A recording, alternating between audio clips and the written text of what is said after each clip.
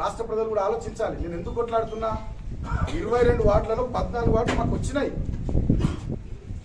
7 సీట్లు వచ్చినటువంటి కాంగ్రెస్ పార్టీ 14 సీట్లు వచ్చినటువంటి బీఆర్ఎస్ కు చైర్మన్ రావద్దని చెప్పి అన్యాయంగా ప్రవర్తిస్తూ ఉంటే మరి ప్రజాస్వామ్యంలో ధర్నాలు శాంతియుతమైనటువంటి పద్ధతుల్లో నిరసనలు తెలపడం తప్ప మాకు ఏముంది? మరి ప్రతిపక్షంలో ఇవాళ కూడా వీళ్ళు చేసినటువంటి దాష్టీకాలకు దుర్మార్గాలకు వ్యతిరేకంగా ఇవాళ మధ్యాహ్నం 3 గంటలకు మా 6 మహిళా కౌన్సిలర్లు, మా పార్టీ నాయకులు, మా లీగల్ టీం కలిసి హైదరాబాద్లో మహిళా కమిషన్ను కలిసి కంప్లైంట్ ఇవ్వబోతా ఉన్నాం.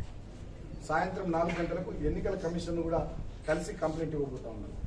ఇవాళ హైకోర్టులో రిట్ పిటిషన్ కూడా ఈ జరిగిన సంఘటన మీద మేము మూవ్ చేయబోతా ఉన్నాం.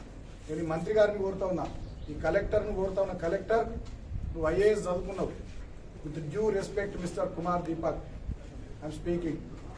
నువ్వేమన్నా ఐఏఎస్ చదువుకున్న దానికి ఏమైనా విలువిచ్చేటోను అయితే నువ్వు కాంగ్రెస్ పార్టీ తొత్తువు కాకుంటే, మంత్రి వివేక్ ను ఊడిగం చేయకుంటే, నిన్న క్యాతన్పల్లి మున్సిపల్ కౌన్సిల్ హాల్లో జరిగినటువంటి ఆ ప్రమాణ స్వీకారాల తర్వాత జరిగినటువంటి సంఘటనలకు సంబంధించిన వీడియో ఫుటేజ్ నువ్వు మీడియాకు రిలీజ్ చేయి.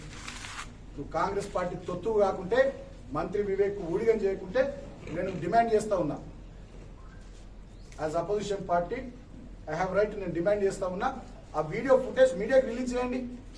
మా వాళ్ళు గొడవ చేసిర్రా, కాంగ్రెస్ కౌన్సిలర్లు తాగొచ్చి మా మహిళా కౌన్సిలర్ల మీద దౌర్జన్యం చేసిర్రా, మంత్రి వివేక్ వాళ్ళ కొడుకు ఎంపీ ఉండి ఇదంతా చేపించిర్రా, వాళ్ళ డైరెక్షన్ లో జరిగిందా జరగలేదు అనేది ఆ వీడియో ఫుటేజ్ రిలీజ్ చేయండి. మీడియాకు ప్రజాక్షేత్రంలో పెట్టండి.